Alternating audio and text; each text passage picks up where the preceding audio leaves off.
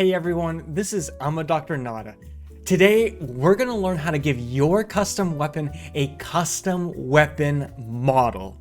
Let's go. For part 1, we're gonna install the software that we need to accomplish this. For part A, download and install Blender, picking at least version 3.6. You can find the download link in the video description. While you can install the most recent release, I personally installed version 3.6 because I also do models for Starfield. For part B, download and install the GR2 import-export add-on for Blender by Norbyte. This add-on allows us to export files in a format that is readable by the toolkit. You can download it using the link in the video description. So at the GitHub page, click the green code button and then download the zip file. After extracting the files, copy the IOScene DOS2DE folder just above the Python files.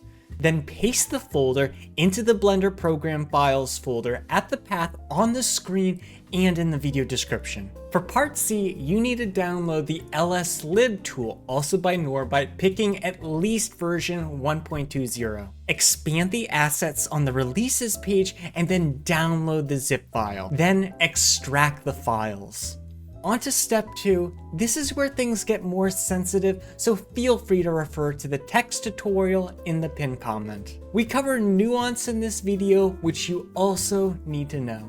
For this step, we're gonna get the models that we need for our mod. We need an in-game mesh to act as the base model for what we're gonna be making, while also getting a few custom models that we can use to replace that base mesh or just tack it on as I do in this video. I themed my weapon on the skin condition psoriasis, so we have Mermaid Man, a spongy and scaly creature at the end of a katana holding 2 bottles of all-important lotion, a common treatment. For part A, make a new weapon mod following my prior tutorial. For this, you want to base your weapon on Weapon Hume Katana A, and I called my weapon Merblade.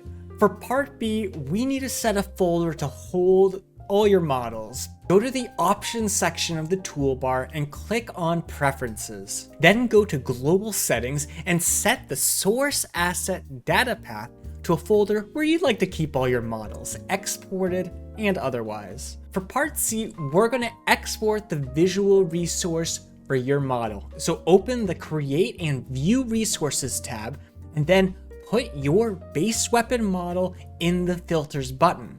Right-click on the entry with a visual resource type. Then you can click the button to extract visual data. The GR2 file will be in the folder that you delineated in part B. For part D, we're gonna find our models for sticking on the weapon or acting as a replacer. Sketchfab is an excellent resource for free assets, some with no commercial restrictions, and we're going to be using that in this video. Be sure to pick a solid model, since hollow objects or objects with a single layer on the exterior may not successfully transfer to the game. I'd also download in a file's original format to avoid any possible conversion issues. Step 3 is where we now prepare our weapon model for Blender. Open LSLib by running the Converter app exe file. The tool will open in the GR Tools tab, which we will use. Find your GR2 file from the toolkit and then click Import. Then paste the name and the path that you'd like to use for the output file, which you must set as DAE for the ending or collada format. Before clicking export, uncheck the XSplit Meshes button under export options.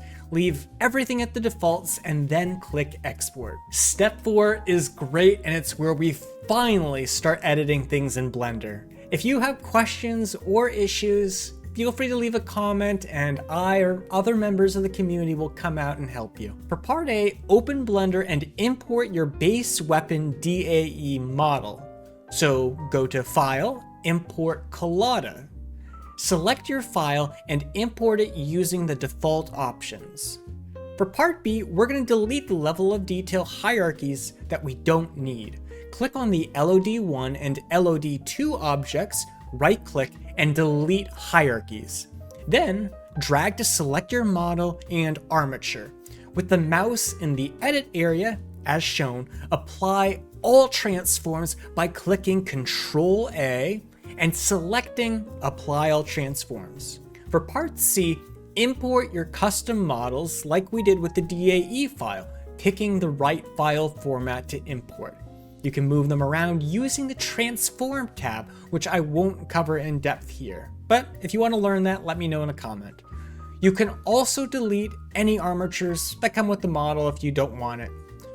Once you have moved the models around, apply all transforms to each model like we did before. Here, we appropriately see Mermaid Man's arms extended out holding dual lotion bottles, like the papillary projections seen under the microscope if I look at a psoriasis lesion as a pathologist. For part D, we will make the armature the parent of each of your models. Select individual models and Control-click on the armature. Then click Control-P with your cursor in the edit area. Then select Armature Deform with empty groups. Repeat this for each model, including the base weapon. At the end, you should have the following. For part E, set the vertex group of each model to the topmost bone of the weapon, or the first thing that pops up when you expand the armature button with the stick person. Click on each model, go to the modifiers section, and then set the vertex group to your master bone. Repeat this for each mesh, including your base weapon.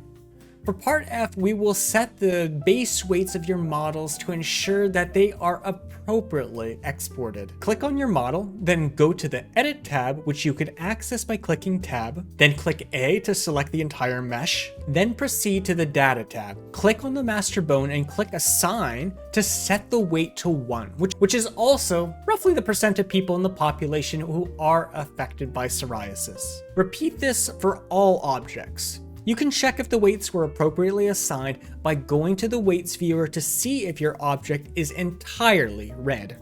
For part G, we're going to ensure that our objects are exported properly.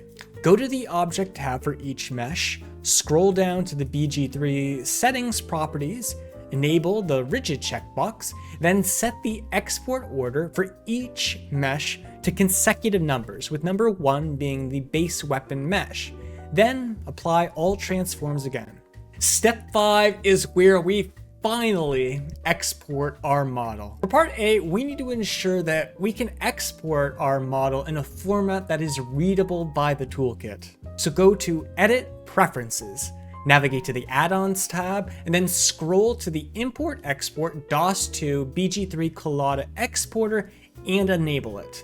Then expand it. For it to work, you have to set a path to LSLib's define exe file, which will be roughly at the path shown on the screen in its folder. For part B, we're going to export our file. Drag and select all your objects and the armature. Go to File, Export DOS2 BG3 Collada. Don't select the export as DOS2 BG3 GITF, which currently has some problems when I was doing this. In the new window, set Y up to disabled, pick selected only, and uncheck the flip meshes on the X-axis under GR2 options. Then export it to the models folder that you delineated in the toolkit. You may have issues at this step, so if you can't figure it out, let me know in a comment and we'll work through it. Step 6 is where we import our model into the toolkit and set our root template to use this model. For part A, reopen the resource manager if you closed it. For part B, click the Add Resource button, then select to import a model. You can then select your GR2 file after picking files with a GR2 ending, which is not the default. You can rename it if you want, which I would recommend to make it easier to find. So I put a mod at the beginning of the name to make it easier to search, with the base template model at the end to further add to that. You will then get a preview window where you should see your object. It may look horrifying since the materials and colors won't necessarily transfer over, but it should work. Your weapon should lie flat on the ground looking like the base weapon model.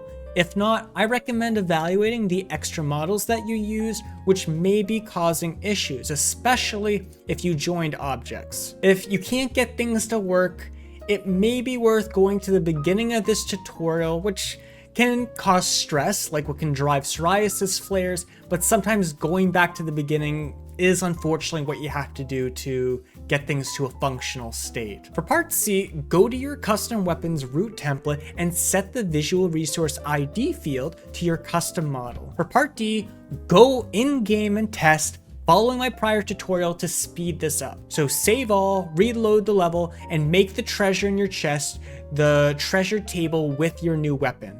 You'll see that it works great. So be sure to like, subscribe, and consider joining my Patreon if it does. This tutorial got you started on giving your custom weapons custom models. Naturally, it wasn't complete like our current scientific understanding of psoriasis. First off, we didn't cover how to make custom models for custom armor. Theoretically, you can apply these concepts to meshes for your custom armor. You will also notice that your weapon may not have come with a material to give it a nice polished look. That will have to be covered in a future video. Not all meshes that you bring in will work. That can be due to a variety of things, including there not being a solid interior, which I couldn't really figure out how to fix. In addition, we used other people's meshes and we didn't cover how to make a mesh that was your own from the very beginning. Fortunately, all of these topics can be covered in future videos, so let me know in a comment what you'd like to see. But if you just want to make your custom weapon have custom models, this video should get you going. Before finishing, I do want to thank XiphiasRex, who provide guidance on having foundational knowledge to make all of this stuff work. You can access their mods on mod.io at the link shown in the video description. Be sure to check out their work. It looks great. This video also took a lot of time to produce, and it's actually my longest tutorial to date. Please support me on Patreon, since I do make content that's less favored by the YouTube algorithm. Also, liking and subscribing. Thanks for watching. You all are awesome, and Starship out. Gifts you one more vision. A wall of vines parting to reveal glowing light.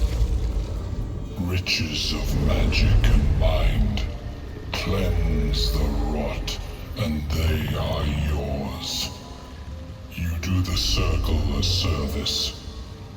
We will await